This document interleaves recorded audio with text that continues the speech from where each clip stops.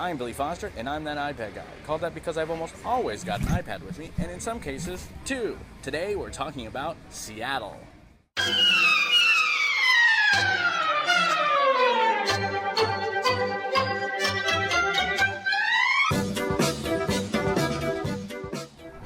We're shifting gears this week since I had to come out to Seattle for PAX, and we had such a great time, I wanted to tell you all about Seattle. With over 600,000 residents, it's the largest city in the Pacific Northwest. Seattle Metro contains about 3.4 million people and has an amazing downtown area. After our work with PAX, we took some time to take in some of the downtown activities, and if you come to Seattle, these all come highly recommended. The Great Wheel takes you 200 feet up and 40 feet over the water. This Ferris wheel gives you an amazing view of the Seattle skyline, and if you come up to it and you see long lines, don't let that discourage you. They move pretty quick, and the view is well worth the wait.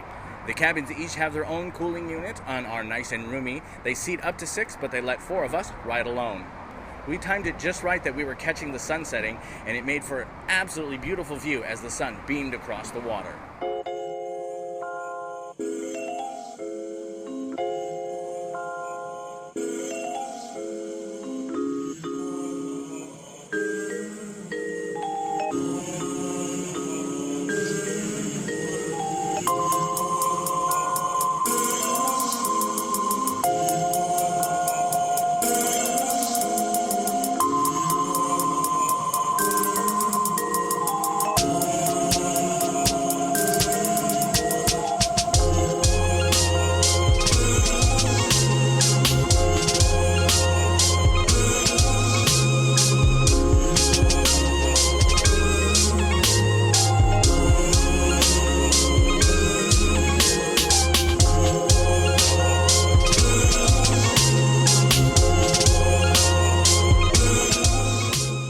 The Duck Boat Tour is a must-see if you come to Seattle. This land and sea tour is 90 minutes of fun, fact-filled information about Seattle and its landmarks.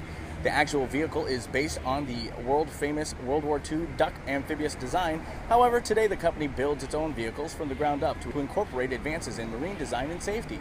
The drivers are zany and keep the party going and are really what makes this tour special. We were lucky enough to get to see a seaplane land and take off. If you only do one thing in Seattle, it's Ride the Ducks tour. These things were built back in the 1940s for World War II. Military use, right? Troop and supply transport. It was actually the U.S. Army that started calling these things ducks to begin with. They just spelled it a little bit differently. It was DUKW. All capital letters. Each letter stood for something different. First 2 letters, pretty straightforward. Second 2 letters, no idea what they were thinking. Now the D stands for Year of Design, 1942. U means we're a utility vehicle. K stands for front-wheel drive. W stands for dual rear axle drive. No idea. The Space Needle, built for the 1962 World's Fair, stands 605 feet at its highest point, 138 feet wide at its widest point. It was built to withstand winds up to 200 miles per hour and earthquakes up to 9.1. The tower also includes 25 lightning rods on its roof to prevent lightning damage. The Needle has an observation deck at 520 feet and a rotating gift shop and restaurant at 500 feet. The Needle sometimes looks more prominent in photos because the tower, which is equivalent in height to a 60-story building, is located more than a kilometer northwest of most downtown skyscrapers. The Underground Tour is a fascinating look not just at the history of Seattle, but also the establishment of the term Skid Row and the origins of UPS. Now, we took the actual nighttime adult tour, which included stories about the seedier side of Seattle's history.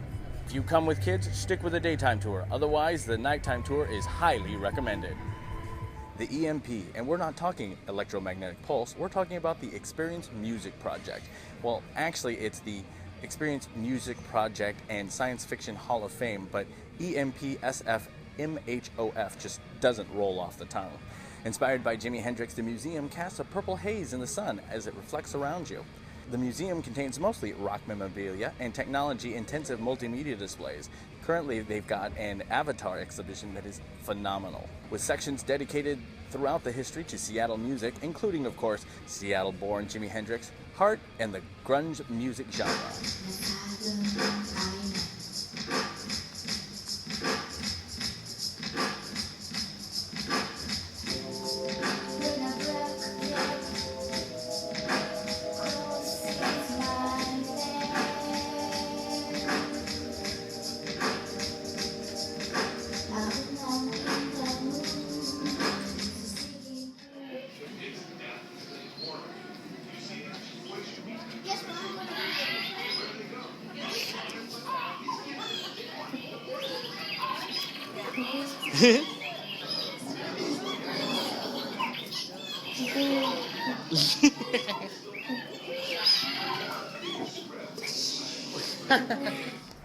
So that wraps up another episode of That iPad Guy. Thanks for watching. Next week we'll get back to the tech stuff. So be sure to like me on Facebook, follow me on Twitter, and circle me on Google+.